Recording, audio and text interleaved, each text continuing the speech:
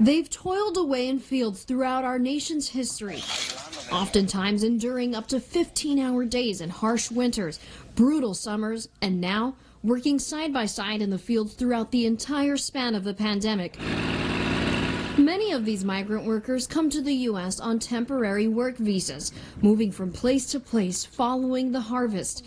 This migrant farm worker from Guatemala is one of them. She asked us not to share her identity out of fear she'd lose her job. It's tough work, especially for us women. We carry out a huge job here. We have a responsibility to keep food on the table. She has picked tomatoes in the summer, getting paid for each bucket she picks, at times only making $200 a week. She says it's not enough to support her 4 children. Virginia is increasing the minimum wage every year until it reaches $15 an hour by 2026.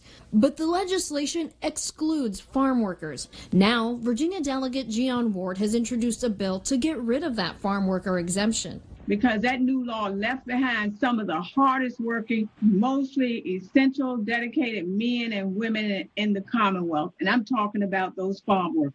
Jason Urashes is a lawyer with the Legal Aid Justice Center. The fact that it's difficult for farm workers to put foods on their own families' plates, when they're kept out of the minimum wage, when they're putting food on everybody else's plate throughout Virginia and everywhere else, people should just take a step back and think about what that means. The coronavirus pandemic has brought this reality to the forefront. The National Center for Farm Worker Health found as of last month, 99% of rural counties reported COVID-19 cases. 96% reported COVID deaths. Virginia is among 11 states that have implemented farm worker protections against COVID-19. For many of these workers, it's their living conditions that put them at risk. They get free housing, but often live in close quarters at migrant housing camps like this one on the Eastern Shore. At times, 15 people share a bathroom and 10 share a stove. AC is not required in these homes, even during Virginia's hot summers. It's where Nuri Santos and her children lived when she first came to the U.S. to work in the fields. We're part of the working class, but we have dreams too. Dreams that our kids will graduate from the university. Our kids are the future, but what we get paid just isn't enough. While the bill passed in the House, some strongly oppose giving farm workers the minimum wage increases. Our small farms this year and last year especially are struggling. We believe that this bill would actually put more farms out of business. As the fate of these farm workers is debated, they keep working away, sowing seeds of hope and optimism that this year things will get better for them. Adriana De Alba, 13 News Now. Tonight's protest started off as peaceful here at the oceanfront, but our newsroom is monitoring Facebook Live, and we have seen reports of at least 2 businesses having their windows smashed. As the sun set over the Virginia Beach oceanfront, people gathered to protest the death of George Floyd. Together, they chanted. The messages written on signs held up high, begging to be heard. I just want this to be peaceful, not like, nothing has happened yet. Virginia Beach police stood by as crowds of protesters walked along a long stretch of Atlantic Avenue. Sam Hobbs felt a responsibility to join tonight. Honestly, the worst part about it was the fact that because I've been arrested before, and all for minor things. When I seen that video, I knew exactly where I knew what that man was feeling when he was sitting, laying on that ground with a knee to his neck. Hobbs and the people here tonight are calling for change. At the end of the day, what was done, it is completely wrong, and there's no justifying what he did and how he acted, so I have no choice but to support my community. It's a call for justice. They hope the message here tonight will be heard. No justice! No peace! No justice! In Virginia Beach, Adriana De Alba, 13 News Now. Inside this therapy room. Are you ready? Where's the zebra? 3 brothers are trying to learn the basic skills to get them through everyday life. There we go. Every week for the last 10 years, speech pathologist James Toms has planned these sessions with the Brownlow brothers. John, you ready? Flashcards, a fun game or two to help their communication skills. Say it again. Tiger. Things don't always go as planned. I don't want to play games. You play castle, Mr. James will play game, okay? Yeah. All right. All 3 of the brothers have autism. 21-year-old Jonathan, 19-year-old Israel, and 18-year-old Nicholas were all diagnosed at an early age. I'm a better person for knowing that. I really am. Because it's not easy. But with the way they've come and with their parents' help, it's become much easier. Gentle, as far as I'm concerned, they're in my lives. I'm in their lives forever.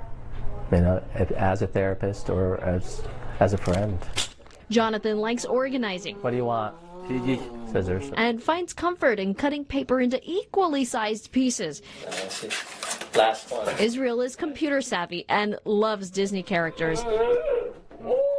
Israel's just happy right now. He's got his bug. He's got Jesse. And Nicholas is the most verbal of the three. You can never put a cap on a child's potential, especially a child with autism. And sometimes we do. They've come a long way from their very first visit. Bye. And the skills they learn in this room carry over to their school and home. Ready? Yes. Oh. Where parents Israel and Ginger have learned the key to their success, giving their sons tasks and boosting their confidence. It's like this giant learning curve that you never graduate from. They have their highs and they have their lows. And they're not always sweet. No, Jonathan. Jonathan. Jonathan, no. Jonathan. No, come on. No. You know, there's nothing that prepares you for raising 3 autistic children. Accepting their fate as parents has been a challenge from the day each of them was diagnosed. I have not been able to relax and breathe in probably 18 years. There is no breath. There is no breath. They've had their share of traumatic experiences. The stares, the looks, the cold isolation. Israel is our attention-seeking child, so he likes sneaking out back, jumping in the pool. It's a lot for 2 parents just trying to raise a happy family. We just want to feel normal. Yeah. When you have autistic children, you don't feel normal. You feel like you did something wrong. We couldn't understand at first why not just 1 boy, but 3. You know, and so we just started just trying to figure out what to do as parents. Can you type it up there? That meant getting their boys the help they need to thrive.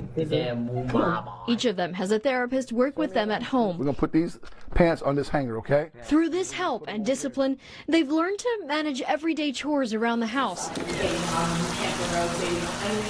Here you go. Jonathan has even developed a love for cooking. Yeah, throw those in garbage. So often, parents, especially parents of autistic children, believe that there is no light at the end of the tunnel. Despite the daily challenges, she wants to give other parents hope. These dedicated parents take each day as it comes. 6, 7. Celebrating each small victory and showering their children with love. I love you. So that they know even if the outside world is intimidating, here at home they're safe and embraced for who they are. In Virginia Beach, Adriana De Alba, 13 News Now. Earlier today, we had the chance to spend some time in the EVMS library to take a closer look at that yearbook and try to figure out how a picture like that would end up getting published. It turns out that wasn't the only picture of students in blackface. Well, it's not me, and it was horrific, and the fact that it was on my page was just unacceptable. During today's press conference, Governor Northam reiterates he is not one of the men seen in this offensive photo from his 1983 EVMS yearbook, suggesting someone published the picture on his page by accident. The governor goes on to say it's not the only picture in the yearbook of someone in blackface. I would welcome you to look at that particular yearbook. There are numerous pictures in there of face painting. We looked through the rest of that 1984 yearbook and sifted through years before and after that, finding multiple pictures of students in costume wearing what appears to be blackface. Today, the president of EVMS, Richard Homan, calling for an urgent meeting between board members, faculty, and students to figure out where to go from here. He released a statement saying, quote, "We share the outrage, alarm, and sadness regarding the picture published in the 1984 student yearbook. The picture is shockingly abhorrent and absolutely antithetical to the principles, morals, and values we hold. We cannot change the events of the past, but we can use these events as reminders of the importance of our ongoing work toward diversity and inclusion." We approached several current EVMS students asking for their thoughts on this. Several of them actually told us school faculty specifically instructed them not to speak to media on the matter, or they would be violating EVMS policy. We also reached out to the student editor of the yearbook along with other yearbook staff, but we did not hear back. Adriana, how quickly might the EVMS investigation happen? Well, the president wants it done as soon as possible, David, and that investigation will look into what process went into publishing these yearbooks, whether administration was involved in overseeing them, and lastly, campus culture. Adriana, thank you. The 21-year-old started vaping about 3 years ago because she thought it would be safer than smoking cigarettes. And then she became very sick to the point where she was fighting for her life. These pictures of 21-year-old Brooke Zimmerly show the terrifying moments she went through last week, hospitalized with machines helping her breathe and hooked to IVs, eventually in the ICU for 5 days. Doctors told her she suffered a vaping-related lung injury. I mean, I just had every symptom. I had the vomiting, the cloudy lungs. Have you ever been that sick in your life?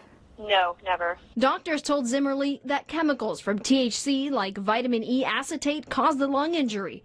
It really looked like someone photoshopped clouds in replacement of my lungs. This month, the Centers for Disease Control identified vitamin E acetate as the possible culprit in the recent string of vaping-related illnesses and deaths. The JMU student could have been one of them. When I was in the ICU, my mom told me today they told her to go ahead and maybe talk to a chaplain because they didn't know if I was going to make it or not. It was really hard because I couldn't see my son for a week.